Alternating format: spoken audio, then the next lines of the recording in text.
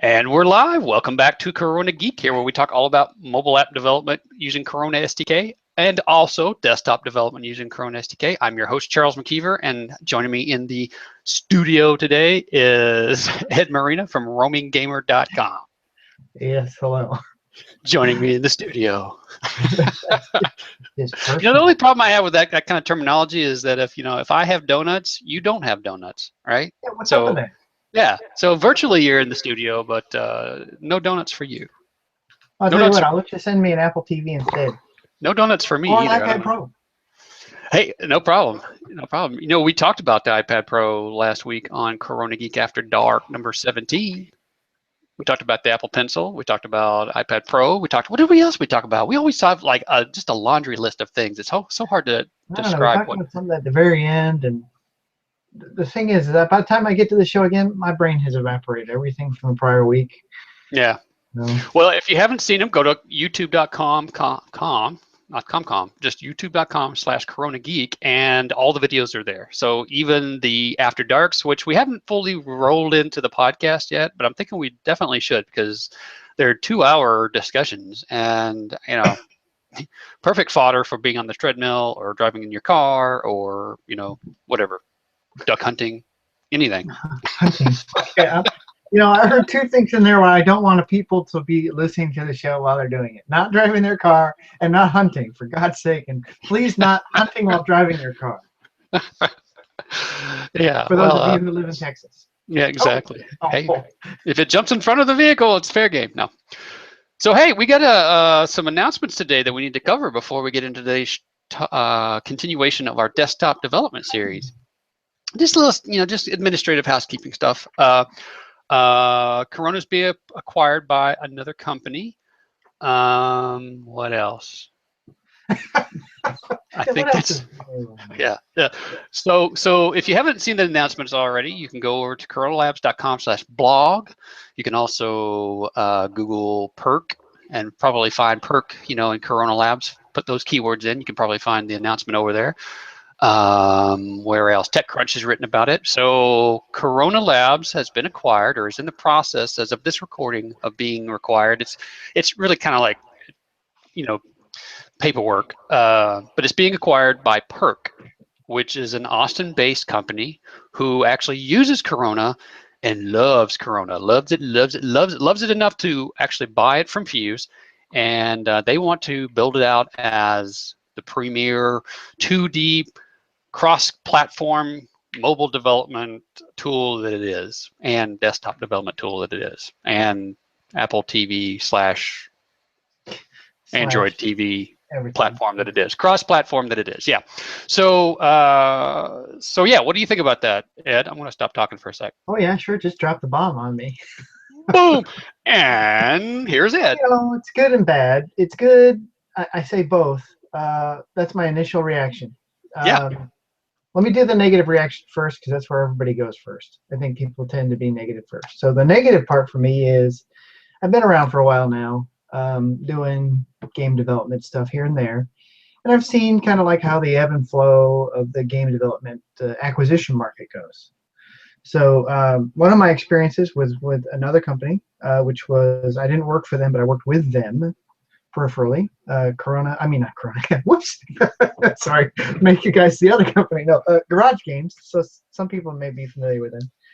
And I watched them go through some acquisitions. And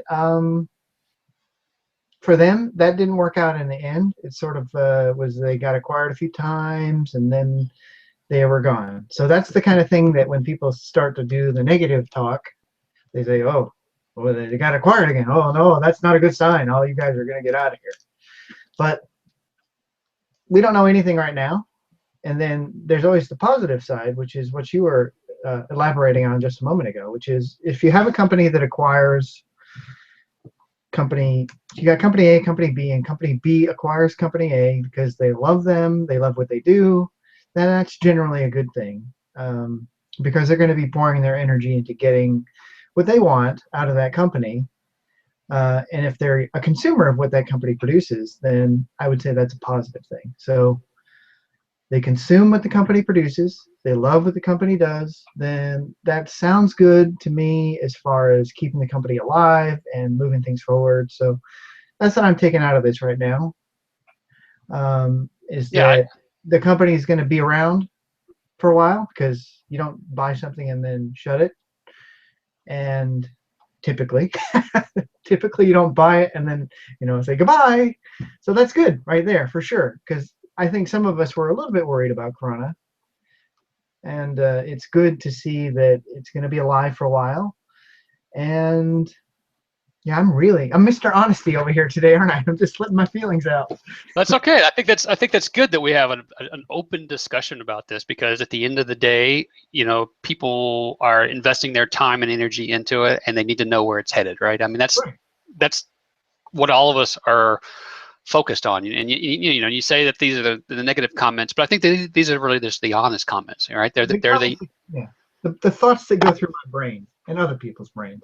Yeah, absolutely. So yeah, so one of the things those thoughts are going to go. Actually, now that I think about it, it's a little bit ridiculous to say the thoughts are going through my brain. I don't know what other part of my body they're going to go through.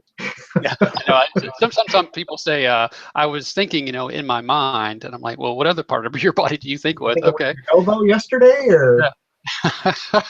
I don't like. Could you let me know when you're thinking out of your butt? Because Um, so I'll discount any opinions that come out of that part of the area, the part of the body. Exactly. Yeah, and it is unsettling that Corona is changing hands.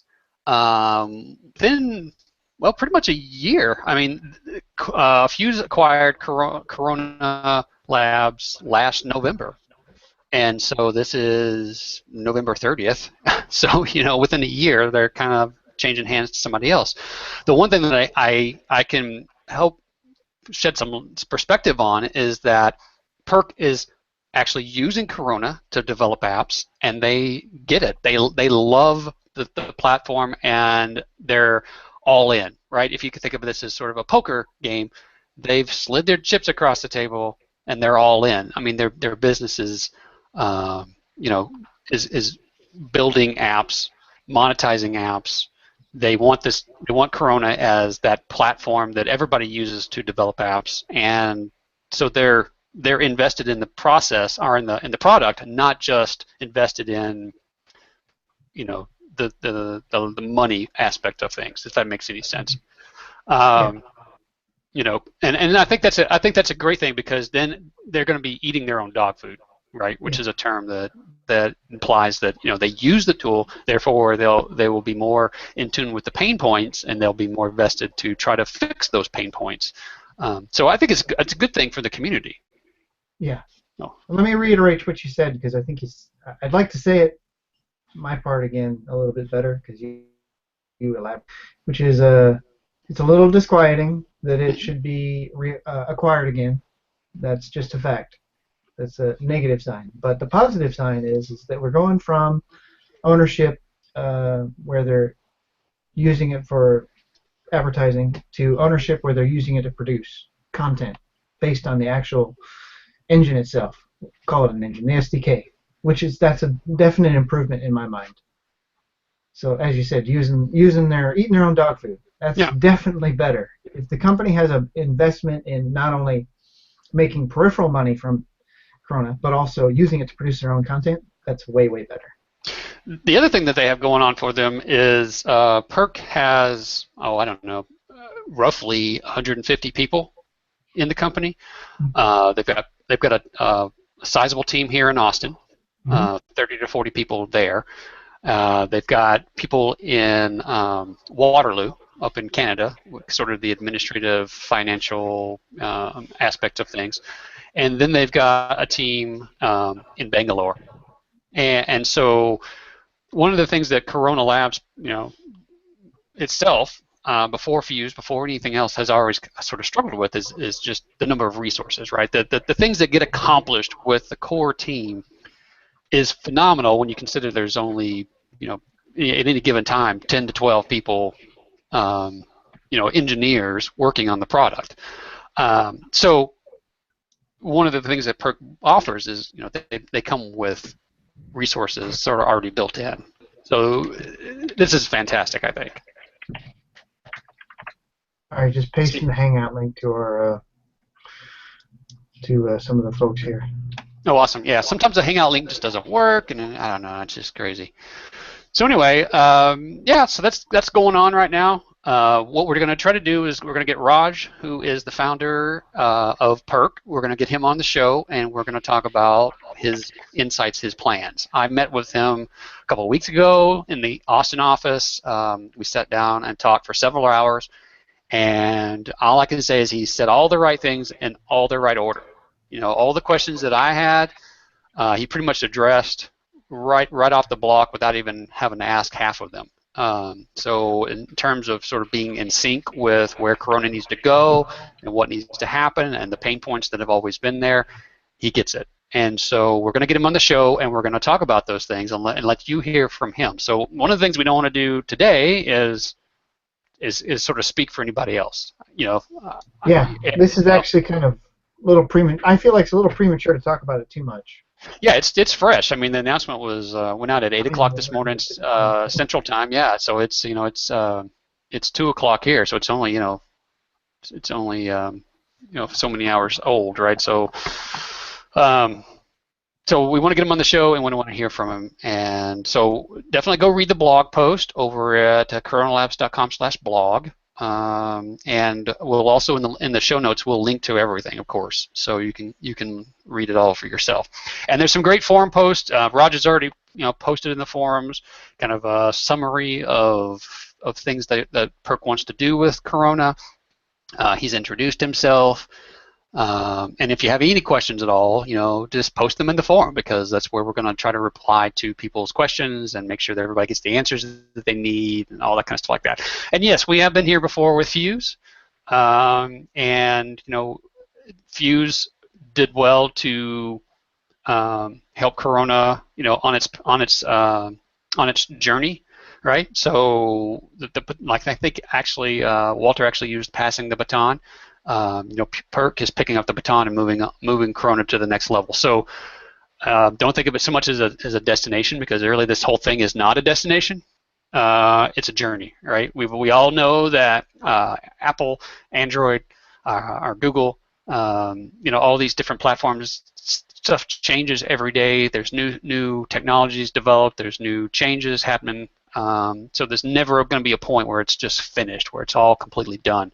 It's really very much a journey. So I would encourage everybody to think of it that way, and we are just continuing on. The engineers, we had a very long meeting this morning where they're talking about the changes with AdMob that are coming with Google, things that Google are pushing, tvOS, all the user voice feature requests, bug fixes, all that stuff like that. So it's really just business as usual. The people in Palo Alto right now are at their desk, working on Corona just as they have always done. That's all I got to say about that. That's all I got to say about it. You can see me typing madly in the background. I was experimenting this morning with a new terrain layout thing, and I just about had it working, and then of course something popped up. So. All right. Well, you guys want to talk about anything else, or do we want to go ahead and move on to the desktop stuff?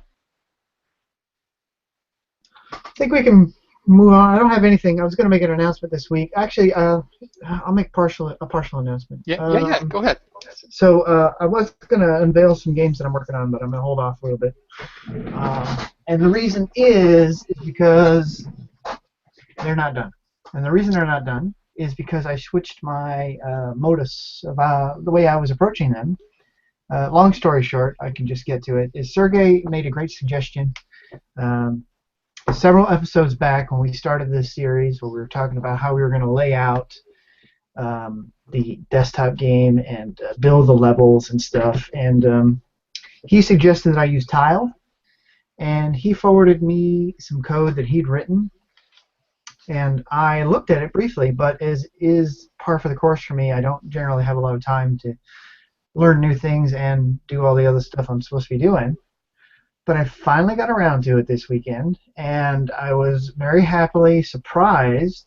And I say that in a positive way, because Tile's been around for a while, and so it's definitely, one thing that's really nice is it's continually updated. Like I got the latest binary was just built 2 or 3 days ago, so the guy's doing updates even yet.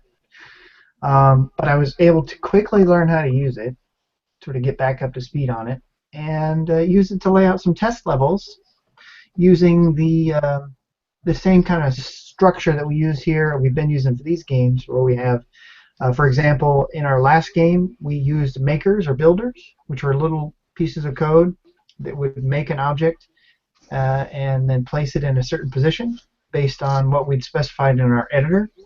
So I basically co-opted that code, and then I used tiled as the source of the layout rules and the layout locations, and it just works.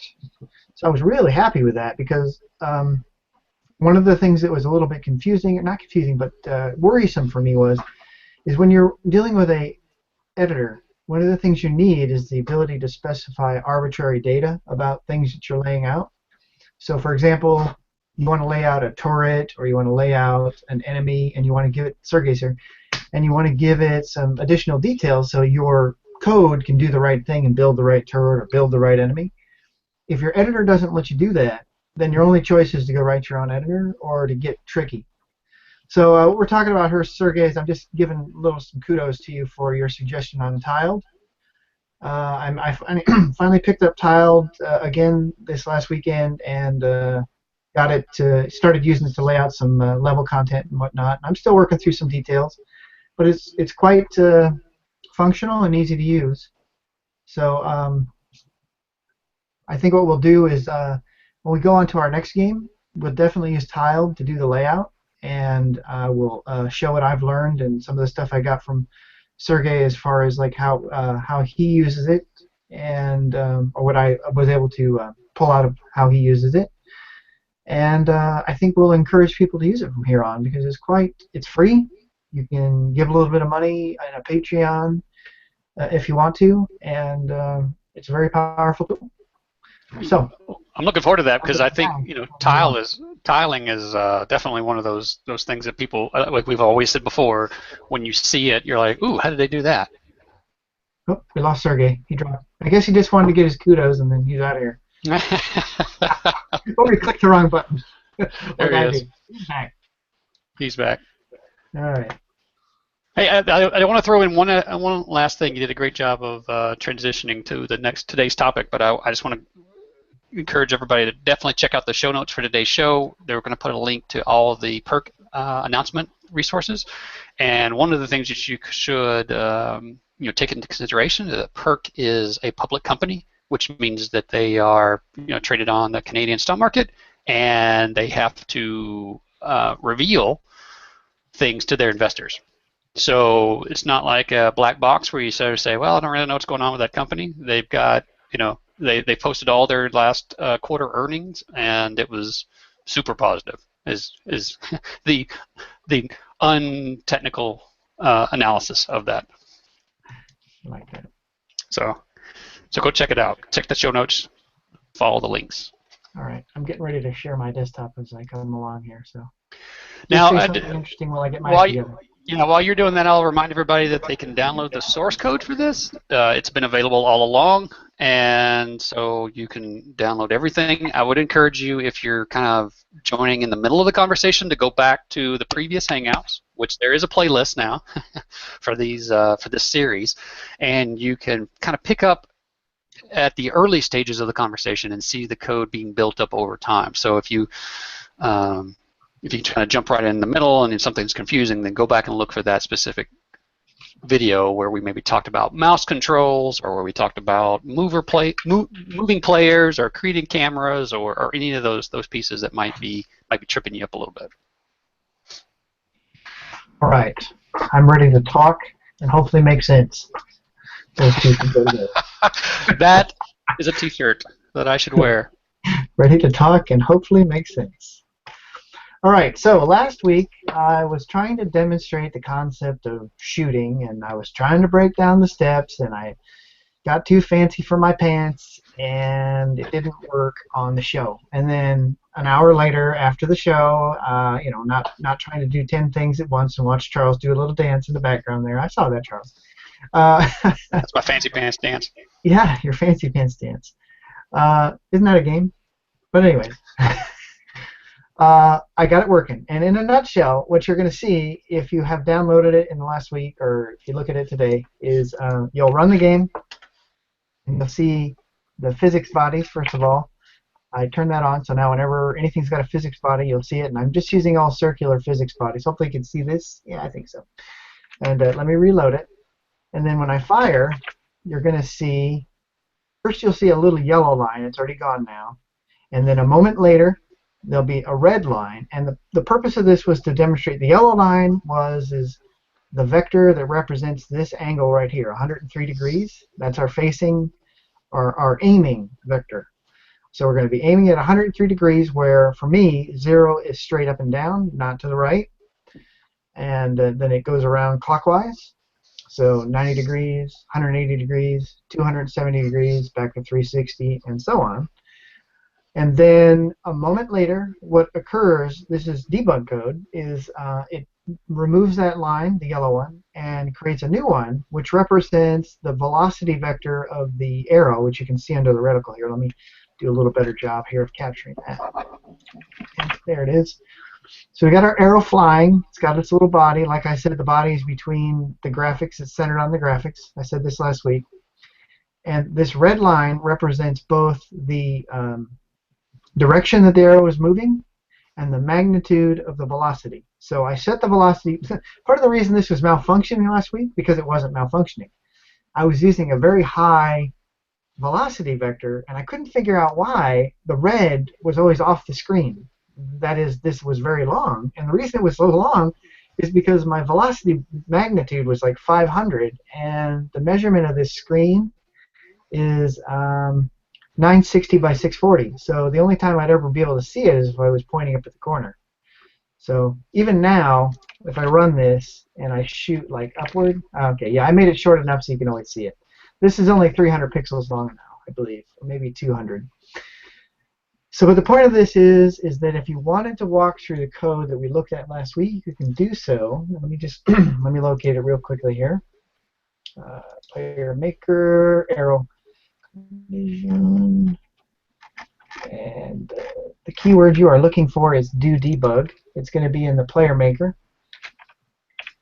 And if you just walk through do debug, all of this code right here, let me make it a little bit smaller so I can select it. All of this code is the same as this code here, but this little shorter bit has no debug code in it. It doesn't draw any vectors. It doesn't do anything special. So if do debug, stupid name now that I have to say it several times, is set to false, it just executes the short version of this code, and you don't see any output. So the purpose of this is just to allow you to step through the same code and kind of see what happens step by step by step. So it's very quick.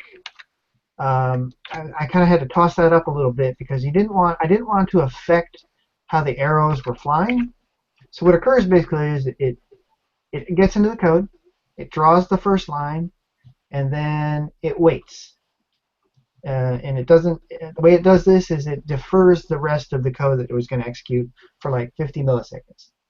So let me find the first one. So this first one here, this bit right here, that draws the yellow line. Let me see if I can capture that right. Okay. So that first bit draws this yellow line that shows us where we're pointing and where we're aiming. And then next frame, which I should take out of there, but it's Sergey's code. I borrowed that from his library. It's basically a timer performed with delay, and I wait 400 milliseconds, and then I do the next step, which is I remove that yellow line. This may be a little bit hard to see. Let me zoom in here. And then I generate a new vector, and I do some manipulation on it, and then I draw a new line, and I make that 3 pixels wide, and I set it to red. So now there we go. So that's the next step. Now we got a red line. Now things are a little bit out of sequence here because I paused and released, and my arrow already hit the character. But so then this shows us the velocity of the arrow and the direction and magnitude. Magnitude being the length of the vector. And then moments later, Okay, so this part we had to do in advance. So we have the arrow, it's flying. So the arrow is flying the whole time. We're drawing these lines. And then a half a second later, what do I do here? I print out a little debug message to the console.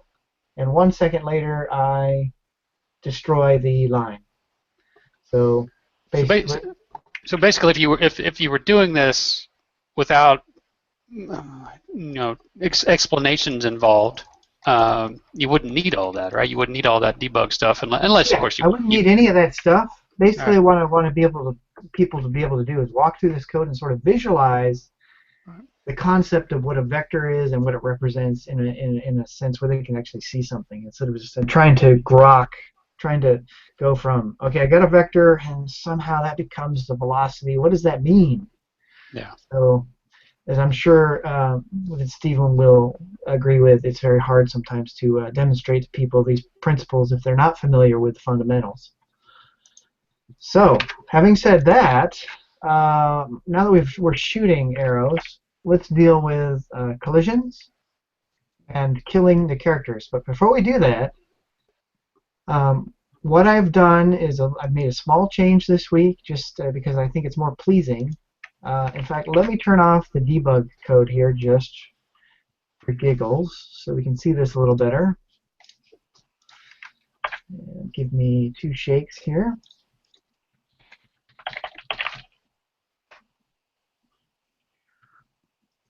There it is, hybrid mode turned off. Can't see me typing. It's probably a good thing because I always mess up when I'm typing on the show. Since But you're I'm basically turning off the stealth hybrid mode. mode, and then I'm going to go into common, and I'm going to change the number of enemies to 10. And I am going to go into player maker, and I'm going to turn off the do debug. That's going to be false. And hopefully, if I know how to type, everything will be working now. Okay, good. So we're back to what it should look like. I'm just going to play it for a bit here, but explain what's going on. So one of the things that I wanted to do was demonstrate that for a desktop game, we have a lot more latitude with regards to how many things we can have going on, how much content we can have on the screen. With a mobile game, you kind of have to be careful. You can't have too many things rendering. Now, I'm not doing anything heavy duty yet, but this could quickly get out of control. The thing you're seeing is that I'm shooting these enemies, and their bodies are not being removed from the screen. They're just accumulating, which is one of those things you commonly see in shooters, is that the guys you kill hang around for a while. And the way I've got this set up is every time you kill a zombie or one of these enemies, it goes through its knockback animation. So let's just get one where you can see it. It gets knocked back and disintegrates. Oh, and I died. But that kind of ruined the whole thing there. And then once it's done disintegrating, its physics body is removed, and it just sits there for 100 seconds, and then it slowly fades out and is removed from the scene. So for 100 seconds, we can have this accumulation of more and more dead bad guys. For me, the scene is still very visually boring. I mean, we've got a very boring background. We don't have any additional content in the scene. It's just us, the bad guys, and our arrows and the ground. But this is how we start to layer on complexity into our game to make it more interesting as far as visual or aesthetics go. And we can afford to do so because a desktop machine has all kinds of horsepower and memory. This is no challenge whatsoever. I could just have thousands of these things and it would just not be a problem.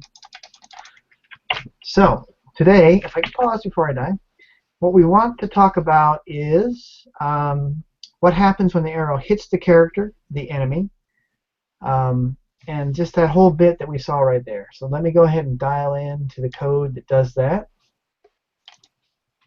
There's 2 places that we're going to look at for this. First, we're going to look at the enemy manager, which is our piece of code that generates the enemies and puts them on the screen and makes them start walking towards us and keeps them targeting our character, following our character.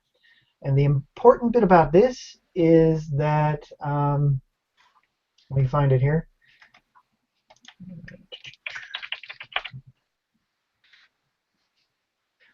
When we create the character, when we create the enemy, I add two methods to the enemy. I add one called self-destruct, and I add one called delayed self-destruct. Now, this is the one that I added today. In fact, you can see I haven't even renamed some of the comments. But basically, they do a similar thing. Self-destruct will cancel the currently playing transition. If the enemy is still walking forward or moving to a point, we want that to stop. So in other words, when we kill this enemy, let me restart this. These guys are walking towards us. As soon as that arrow hits him, we want it to stop moving. In fact, what we want is we want the transition to just say, okay, I'm done. I'm not going to try to move it in the direction it's moving. Now I'm going to let the physics take over, and the physics will do whatever. So this is kind of one of those weird cases where I've combined physics and transitions, and you have to be really careful about that, because if you have the transition code doing one thing and physics trying to do another, you never know who's going to win. Typically, I think transitions win in the end, but you're going to get this really strange behavior where the transition may be trying to move your content in one direction and physics are trying to move it in another, and it just looks wrong.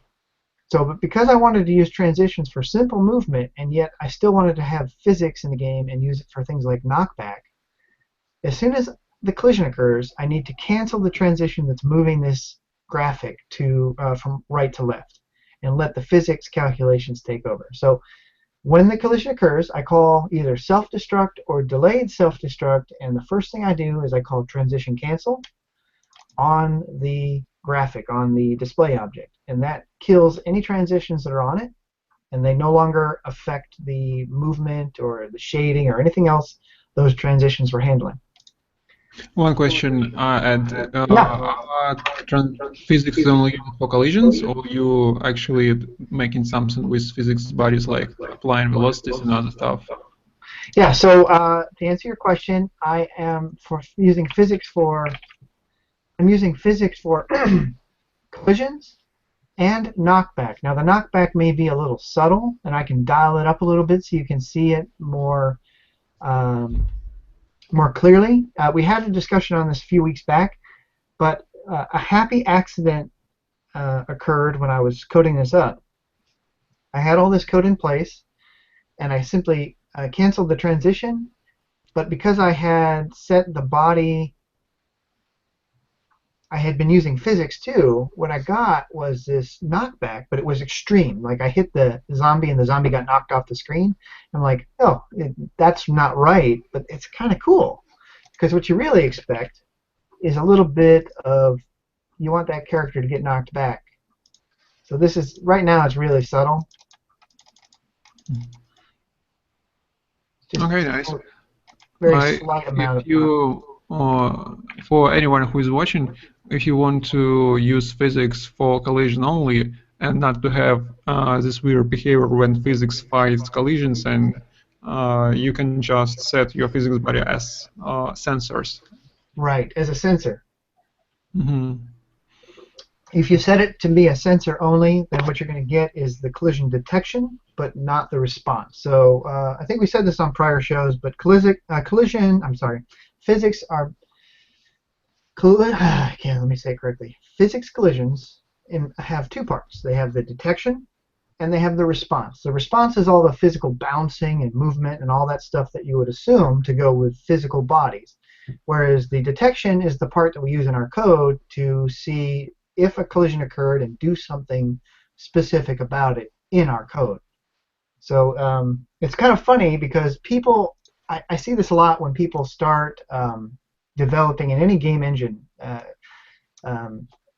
in Corona SDK or the Torque game engine, is they kind of like focus in on the detection and completely ignore the response. And it's like this real weird thing for them. They don't understand it. And the reason I find this funny is because in the real world, all we see is the response. Real physical objects only have response. There's no such thing as detection, right? If you think about it. Detection is merely a logical thing that we use in our code to make decisions. So anyways, before we go down this alley here, just remember that the important function here is either self-destruct or delayed self-destruct, which we're going to use later when the collision occurs. Can I add another node? Sure. So if you're having this problem of collisions and physics fighting, you should really consider using only physics for movement and not transitions. And I have an example of that's happening. So you press some point on the screen, and your physics character is moving towards that part. Like with physics, it could be done.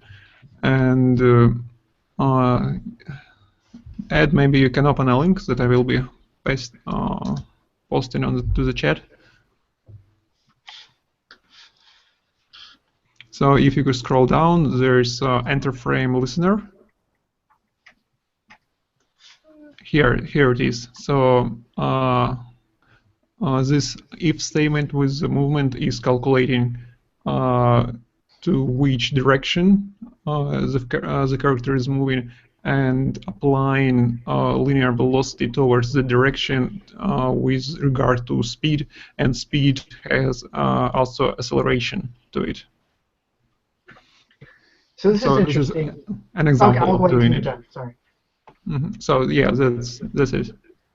All right. So there was a question I saw in the forums this week where somebody was kind of puzzling over this, and I just wanted to say that I find this interesting. I've also done something like this before too, and at first when I did it, I felt like it was kind of wrong, although it is not wrong. And the wrongness of it, the sense I had was, is if I'm resetting the velocity all the time, that seems sort of excessive, because what you're doing here is basically assuming that it's moving. You're calculating a new velocity vector every frame and resetting those components of the engine, the physics engine, every frame for that body. And part of my brain said, this seems wrong. But in reality, there's a huge gap between the time when you set the velocity and the next time it's going to be used by the physics engine to make a decision. So if you were doing this and it wasn't, what I'm trying to say here is, if you were changing the velocity at some random point, then it would be wrong. But we're not changing it at a random point. This is a handoff point. Enter frame is a handoff point. It's where the engine has said, where the SDK has said, okay, I'm done with the physics stuff. I did that. I did all the rendering. I'm going to hand it off to your user code to do something. You can do anything you want. And then we choose to change some parameters, be they position, or in this case, the velocity. And then after we give up ownership of the execution, and our code is finished executing, we hand it off back to the SDK, and then it is completely correct, and it completely works, that the physics engine then gets its turn again, and it says, oh, velocity changed? Got to do something about that. Apply the calculations, make the correct movement updates, next frame, do it again. So if somebody is struggling with that sort of like inner debate of whether or not it is okay to set the linear velocity every frame, it is in fact okay to change that every frame, and you're not going to have any negative side effects. So at least I've never had any. Sorry, you can't see me there. I'm taking a sip of water. Otherwise, I get crackly over here. So let's go into the part where we are shooting our arrows. And let me find it for us. So the part we're going to elaborate on today is just the one bit where we fire the arrow. And this is sort of what we were looking at last week. But we're not going to talk about the movement. We're going to talk about the collision. So when we fire our arrows, we call a function called fireArrow on the player object, and this is in the player maker function, which is under game scripts playermaker.lua. And in here, we do some calculations. We check to see if we have too many arrows in flight. We get the current time. We make sure that we're not firing our arrows too rapidly. So this piece of code is saying basically, if you've got an arrow in flight and you just fired an arrow a certain time ago, if that was too recent, don't allow them to fire because they're clicking the mouse button. Just ignore that click, do nothing. But assuming we get past that, we call our arrow maker, which is in, I don't have it up here, but it's the sprite code for making the arrow, and it basically creates an arrow puts it in the content layer at the current position of the player's X and Y. And we use the player's angle, not the rotation, but the internally tracked angle that they're supposedly facing. And we pass that into this maker, and it chooses the right animation to select and play. And then we add a body. We did this last week. We make that body dynamic. We give it a small radius. Let me just, oh, I already turned that code off, but we saw earlier a little circle around the center of the body. Again, this is my cheater's code. I should pause here for a moment. Mike over at Crave Creative pointed out something to me last week. Another way to approach this body is, if you wanted to, you could create bodies with you could create physics bodies that had multiple sub-bodies. Now, this is not something I do very frequently, but if you absolutely needed to, you could create a sub-body for the arrowhead, or a sub-body for the shaft, or whatever you needed to do to get a more exact collision profile that would be more accurate in your game. But as I pointed out last week, we don't worry too much about accuracy. I have a lot of slip in the accuracy here. The bodies of the players are fairly large. In fact, let me just turn it on so you can see what I'm saying. Let's go back to hybrid mode here. And I'll reload this. It makes more sense to talk to it as it is happening. So as we can see here, there's a physics body around our player that's very large, but it's not quite as tall as the player, but it's fat, fatter than our player. Then we've got a physics body around the sprite of these enemies. It's also kind of fat, not quite as big as them, but big enough, something that we can aim at. And then, let me get this a little better. So here we can see that the arrow itself has a really big body compared to the graphic, but if we were to follow this along, this is almost certainly going to be a collision, because it's going to graze that circle. It's going to graze that bounding circle, and that's close enough. So in our game, let's just play it out a little bit. If I shoot off to the side, I'm going to be so distracted by needing to shoot all these guys before they come and kill me that a slight grazing that kills is good enough. And you know what? If you're playing this and you feel like it's not quite right, you can always just go in here and change the radius to make it bigger. For example, let's make it 4 times as large. Twice the radius is 4 times the diameter. Is there a point, Ed, where it can be too small? Yeah, so let's make it really small. Let's make it 1. Itsy bitsy. It's a little itty bitty tiny circle. You know, and I'm still, it's not so it's too small that I'm missing, but now a grazing shot will go right by and not hit. So as you can see there, that arrow just grazed this player, or this enemy, but totally missed him. And the reason is because the body, it's a little bit hard to see with a reticle in a way, but the body is actually below the graphic that we're visually seeing. We're thinking, that's the arrow. No, the arrow is, the body itself is a little bit below that in this case.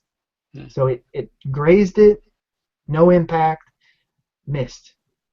There is one factor that it's good you should mention that.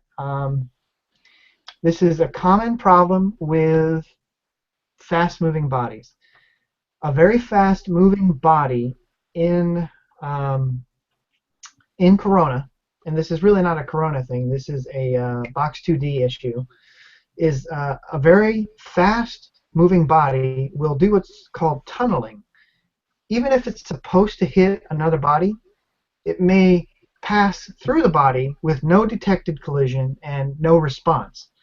And the reason it does that is because you can imagine the physics engine calculating positions over time. And it's only allowed to do so many calculations per physics body per frame. And so what it does is it estimates the position of an object. It says, I can do 2 passes on this. I can do 2 calculations.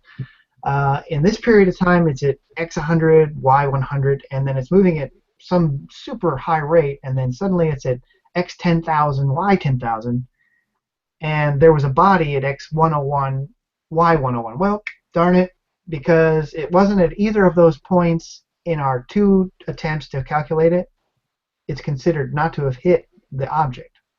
Am I being clear? So let me reiterate. As the physics engine is running, every frame, every cycle, for every body, it does a series of calculations on moving bodies and says this body is at point A, point B, point C, however many times it gets to calculate for each object. And then for every point A, B, C that it calculates for every moving body, it does a collision check to see if any other moving body that it's allowed to collide with is in that same space. It does an overlap test or however it achieves the collision check. So you can imagine if an object is moving very fast, that the distance between these discrete checks, A, B, C, could be very large. So if another object is somewhere between A and B, and it's so A and B are so far apart because the moving object is moving very fast, then the engine has no hope whatsoever of detecting a collision. So how do we solve this problem? Long, elaborate build-up here. There's a couple of ways we can solve this, and I will tell you one of them today, and if we wish, we can dig into another one in the future, but it's a little bit too deep for a 10-minute discussion, which is what we have left.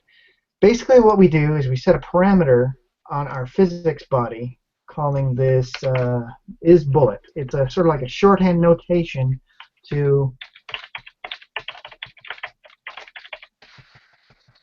do this in one of two places, I believe. We can do that here, or if we wanted to, we could put it in the body definition.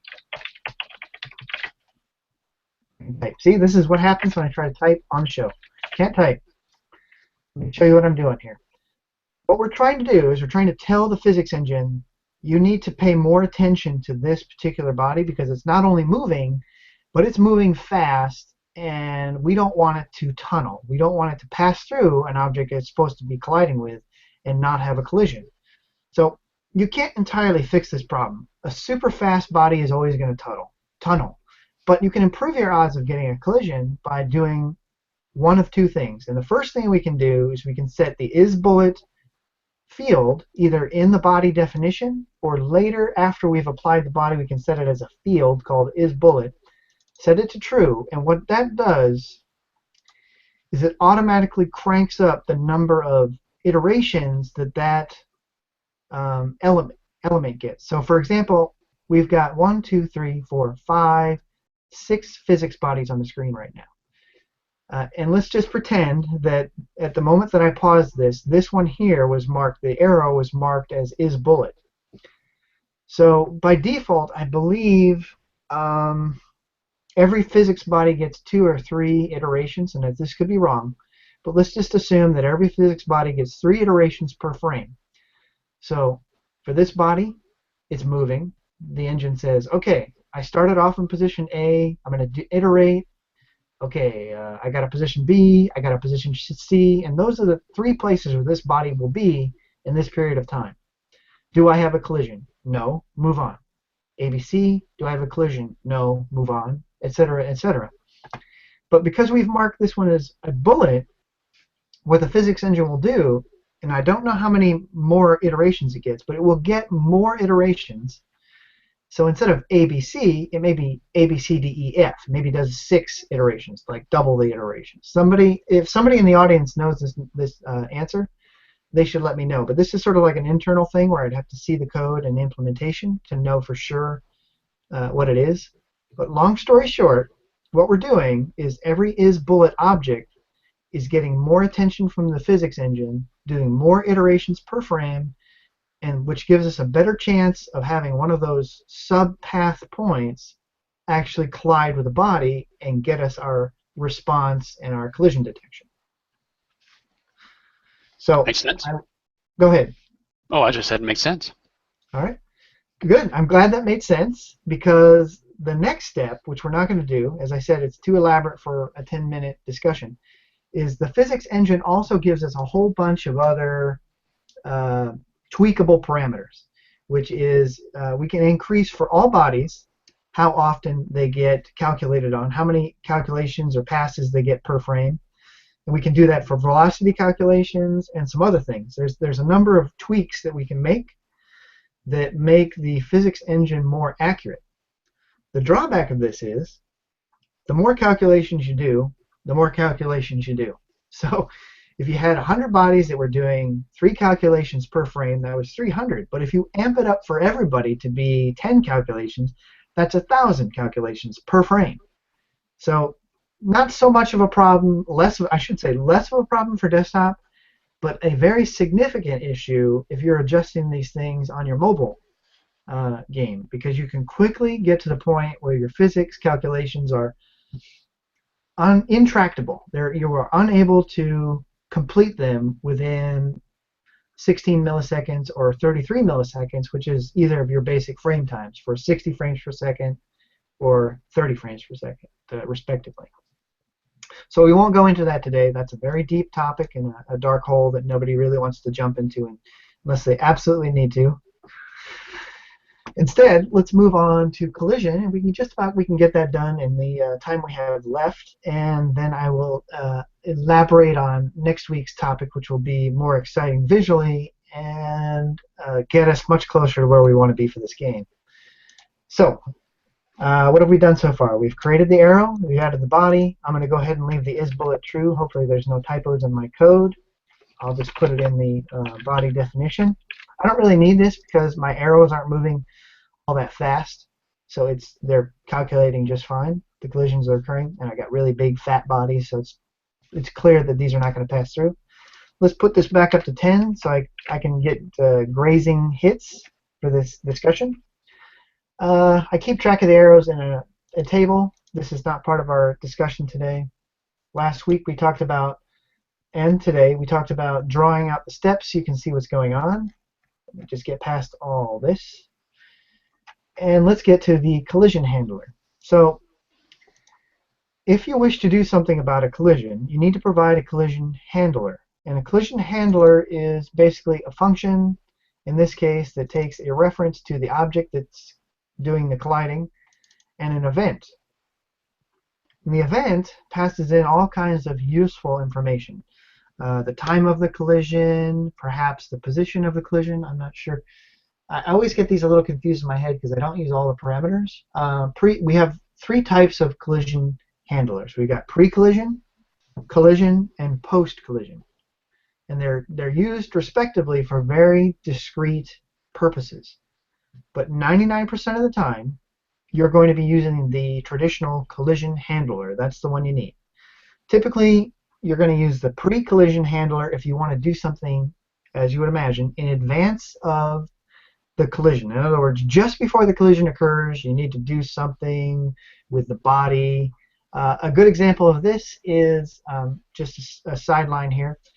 If you're making a platformer and you want the player body to be able to jump upwards and pass through the bottom of platforms, but when it's coming down, you want it to be able to land on the platforms, you can use the pre-collision listener to see that you're about to have a collision, and then you can say, the body is moving upwards and it's going to collide with the bottom of this object, temporarily disable the collision, let it pass through, and then re-enable that collision so on the way down it lands on top of the platform. And that's how we get, it's a little bit more elaborate than that, but that's, in a nutshell, that's how we get one-way platforms in platformer games. But for our usage, we're going to use the traditional collision handler, and the 2 parts that I really care about are self, which is going to be the arrow, the thing that's doing the colliding, and then other. Other is a field that gets passed in as part of the event, and other is the object that the arrow is hitting. So whereas self is the arrow, other is the enemy, because we're only allowing collisions between enemies and arrows. That's how we've set up our collision matrix. Okay, so when I create the enemies, I created them with a field called collider name, which is just a tag that I put on there so I can double check. I can make sure that this is in particular a specific type of object. So I put a collider name field on the object, and I put a string in there called enemy. So the very first thing I do is I check to see if other collider name is not equal to enemy, then for some reason we're having a collision event with an object that I don't care about. I don't want to do anything to that object. I just wanted to ignore it. And so I simply return false. I do nothing. However, if I have collided with an enemy, the things that I want to do are, I want to remove the arrow from the, I want to stop rendering the arrow. I want to stop tracking it in the arrow list. And then I want to do some other stuff. So let's just walk through it. So the first thing I do is I call display remove, call it on self, which is the arrow. It's worth noting that I use display remove instead of, a lot of people I see them do this. Self, remove self. You know, they've got some, whoops, oh, nuts. They've got like an object, or they got something, and they say remove self. This is one of my pet peeves. Yes, it's completely valid code, but it's totally dangerous. The reason it's dangerous is that, imagine, if you will, that we execute this collision handler twice, which could occur. If we don't ignore the collision handler, our arrow, and we don't delete the arrow, or we do something, something could occur where we have two impacts occurring at the same time. That's completely possible. We could hit two enemies simultaneously in that frame, and so this will get called twice. If it gets called twice, and we call object remove self the first time, and then we call it again a moment later, and I mean just like a half a millisecond or whatever period of time that is, it's going to crash. And the reason it's going to crash is because the first call destroyed the display object, but it's still hanging around. It's a Lua object, but now it doesn't have the function remove self. Part of calling remove self removes the function. So if you can imagine, first time through it works, second time through you get this nil -1, or this. There's like several different versions of this error message that I see people always post in the forums. In a nutshell, what's occurred is you've destroyed your object and you're trying to manipulate it with a function that's supposed to be there that's not there. So how do we solve this? Solve it by not doing that, first of all. We completely, I never call that function. And forgive me, because I know that people are still downloading my templates, and some of my old templates still have calls to remove self. And they were written in the day when Corona did not have another way to do it, but now Corona has, and has had for quite some time, a function called remove that is part of the display library. And basically what this is a safe call to remove self that says, if remove self isn't there, do nothing. Otherwise, it calls remove self internally to the library, and it functions correctly. So we're removing this safely. This will never crash. You can pass anything in here you want, nil, no argument, a non-existent object. It'll still do the right thing. The next thing we do is... Oh, sorry. Is there an instance? I don't want to derail too far, but just a yes or no kind of. Is there an instance where remove self would be a valid use? No, it's definitely valid. It's just dangerous because people don't understand the concept of events. Mm-hmm. Okay, new developers come into Corona, and they're unclear on how events work. For example, a big thing where you see this is people use the touch handler, and they use touch, but they don't use any of the phases. They don't pay attention to the began, moved, ended phases. They simply use touch like a global catch-all for their touches, and then somewhere in there they may do a remove. For example, they're doing a game where they're popping balloons or something like that. Yeah. And so on touch, they delete the object using remove self, not realizing that the touch still has at least one more phase to go. It executed on the began, but as soon as they lift their finger, or they don't even have to lift their finger, deleting a display object that's currently being touched will call another phase on the touch.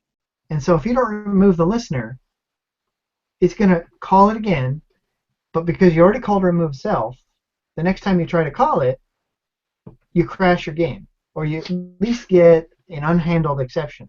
I'm just wondering, is remove self as you said, a legacy piece that is still relevant, that still needs to be there if it causes these types of issues? Just curious.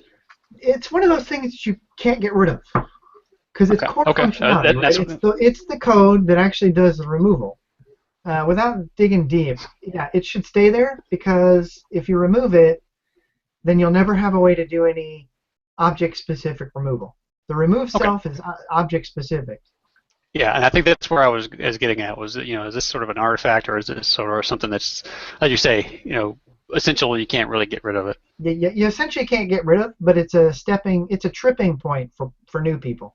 Okay. That's why I always say in the forums, whenever I see it, don't use that, don't do that. Call display remove. I don't even bother to really explain it anymore. I say, don't do that. I need a little wave file that goes with my thing so people can hear me. Don't do that. So we call display remove. We're going to stop tracking the arrow in our list of arrows, which we're not using for anything right now. We'll use it for something later.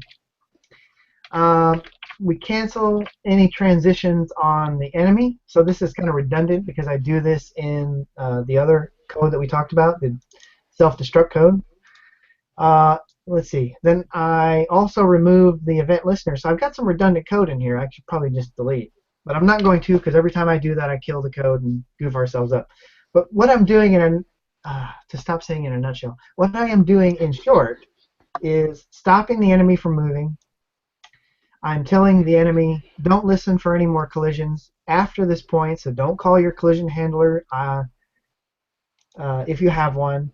And then I mark the enemy as destroyed. I'm like doing all these things. It's probably a little bit redundant, but I kind of like to do it just in case. And is destroyed, I could use, if I wanted, as a flag to say don't do anything more on this. I'm currently not. Part of what you're seeing here is, it's a good thing I pointed it out. You're seeing my code in flight. So I think I use the is destroyed in the AI code. I'm just going to verify that now. Let's go take a look. Well, this is easily followed code, right? It's self-describing. Yeah. So here it is. Last week we looked at the AI code, our super advanced following AI code. As you can see, I have a check for the is destroyed flag, and basically it doesn't do anything. If this is set to true, it just early aborts. So it's just like my cheater code that I put in there that says this guy is either being destroyed now or has already been destroyed, so don't do any of this stuff below here. It's gone. Just ignore it and abort. So if for some reason you're still trying to do this, don't do that.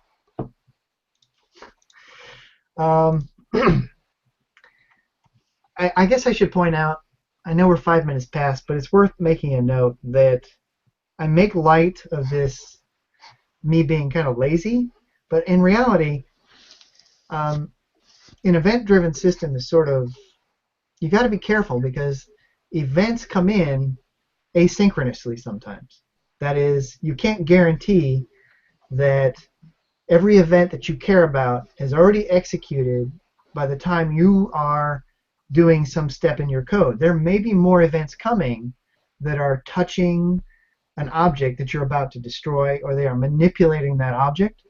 And so, if you find yourself in a complex situation where, on occasion, a piece of your code is failing, and you know that it's related to you deleting that object, you destroyed the object, and a moment later, some critical piece of code tried to manipulate it or call a method attached to that object or look at the X and Y position of the object.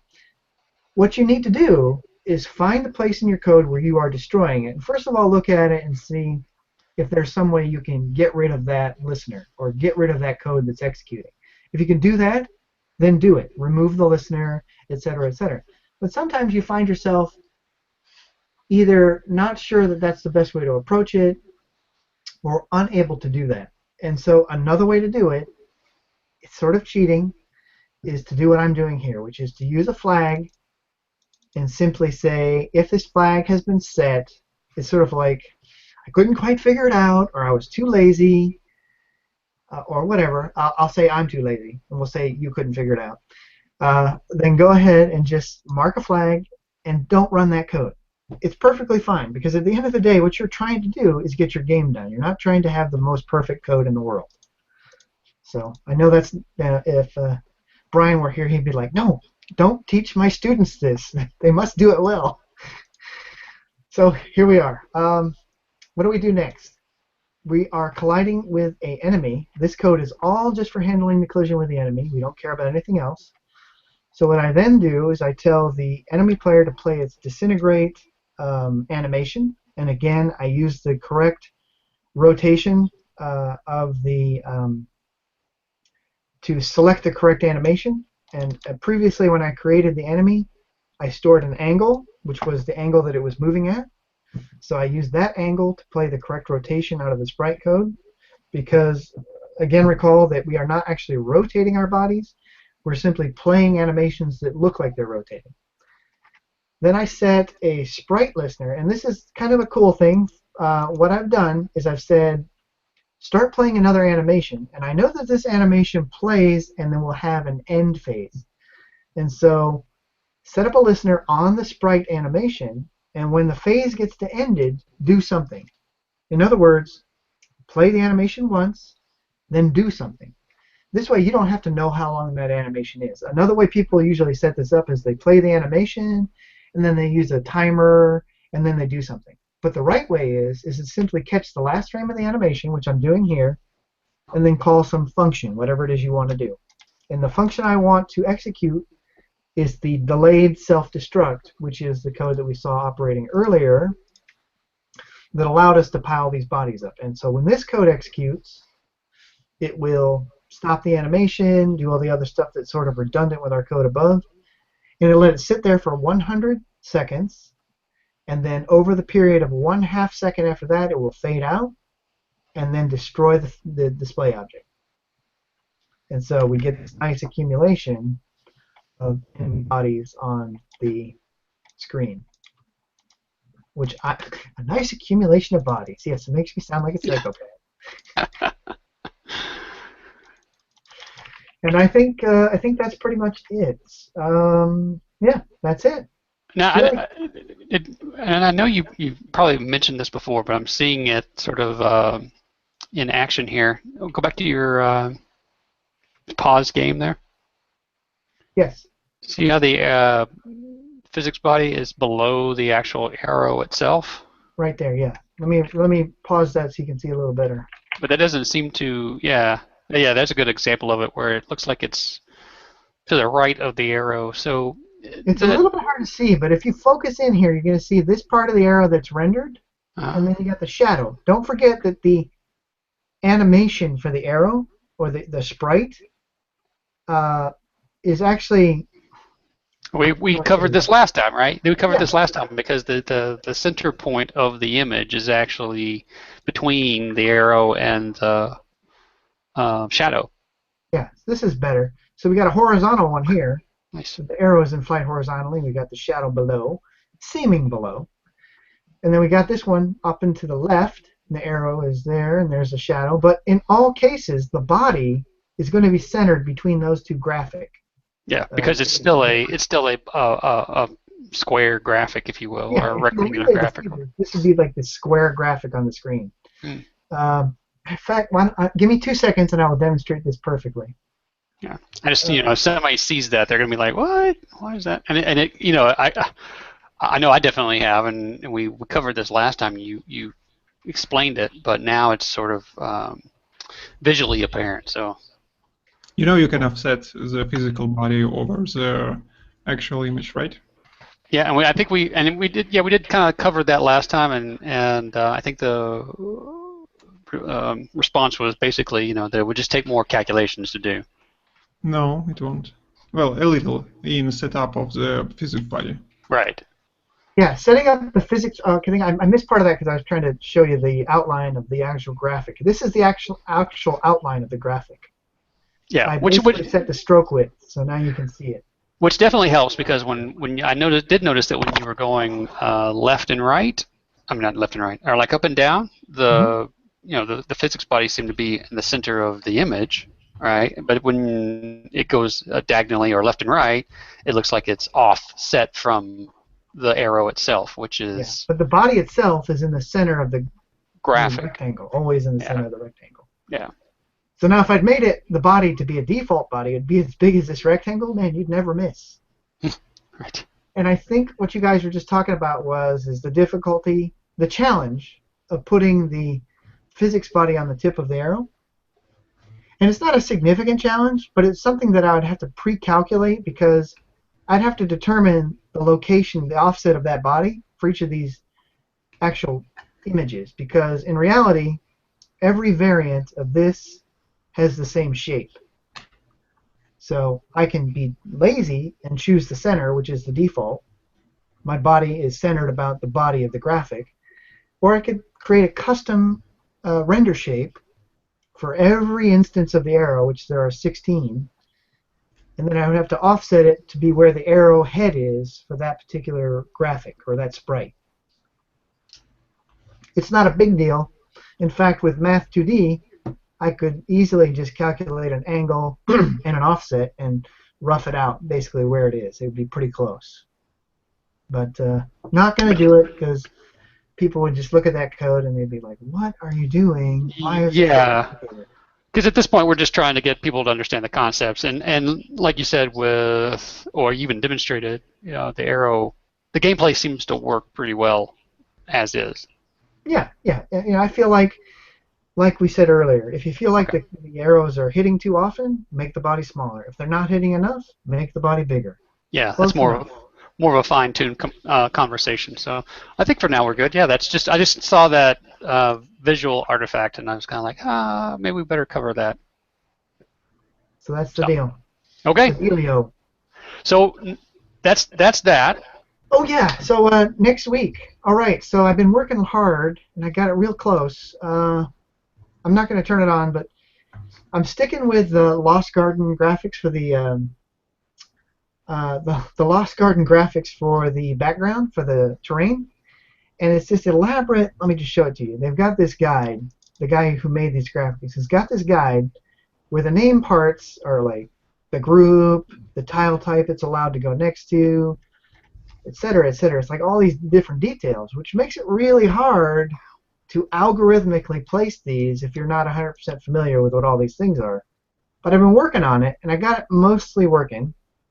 So next week what we'll see is a slightly more elaborate looking background, which is going to be algorithmically generated. The way it does that is it will lay out block by block, and every time it lays out a block, it will say, what's the next block next to that I'm allowed to lay out that matches up the edges, that uses these rules in this document. And then that's the least exciting part. Next week we will also have pick up objects and objects in our scene that we will need to navigate around or avoid, etc., etc. So we're going to have a little bit more rich environment next week visually, and then we can start talking about pickups. And then that will lead to traps and solving levels and moving on to the next level, which will get us, I think, in a week or 2 or 3 to the point where we can put this game down and start thinking about a different kind of shooter. Okay, so you want to maybe build another desktop shooter, or are you thinking about... I think what I'd like to do is we talked about 2 possibilities. Taking this one and getting it to a certain point and then modifying it to use joystick, gamepad. And I think we should do that. I think we should take this one, get it to a certain point, and then use a gamepad or a joystick kind of a control scheme. And we can also introduce at that point teaching the users how to select at runtime which input scheme they're going to use. So go with a default mouse keyboard, but giving them a menu option that allows them to use a joystick instead. So some users could use joystick, others use mouse and keyboard, but the same game supports both, depending on what the user wants to do. But at the end of the day, I think I've said this before, I get bored after a while. And so I would like very much to take what we've learned here and do a freeform sort of twin stick shooter. So go through this to the point where we have pickups and traps and level-to-level navigation. Add on top of that, allowing users to use their gamepads or joysticks to navigate and shoot. And then that will give us a good segue into a new game where we can use perhaps tiled for the layout, and so we can sort of backtrack a little bit and use some of the things we learned from our last game, builders and makers, And we use them here too. And then we can use tiles as the layout, so I don't have to show people how to do layout and deal with all that. And go to a twin stick shooter, which I think is a lot more interesting to some other folks. In fact, I know folks wanted to do that early on in this series.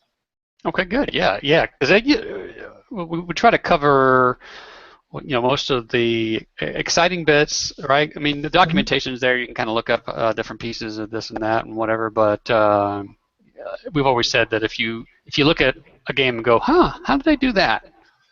That's probably the part that we want to talk about. So that's good. I'm looking forward to that conversation as well. Yeah, I mean, I don't want people to think, oh, we're ending this game before we get to the interesting bits. We're not. Right. Next week we introduce pickups and other elements in the game that are the driving factors. At this point, all we got is the player and the enemies and our arrows. Next week we start to get strategic by adding other elements.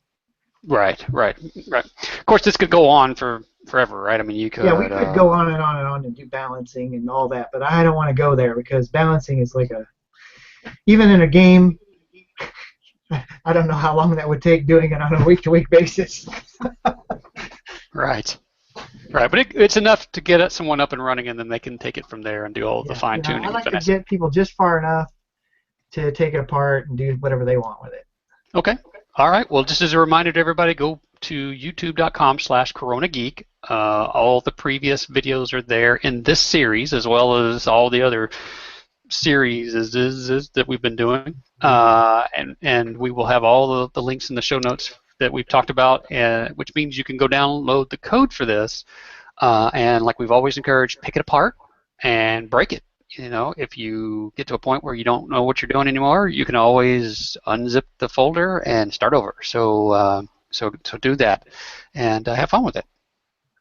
Yes, all right. Definitely. All right. Well, thanks for. No, do what? And don't hate me too. They won't hate me. There's plenty of code. There's lots of stuff to dig through. Yeah, and you've done a great job of commenting it and trying to make it self-documenting as well. So there you go. So thanks for joining us this week. We'll be back here next Monday, 12 p.m. Pacific, to talk all about mobile app development and desktop app development using Corona SDK. Until then, have a great week and happy coding. Adios. Adios. Happy trails.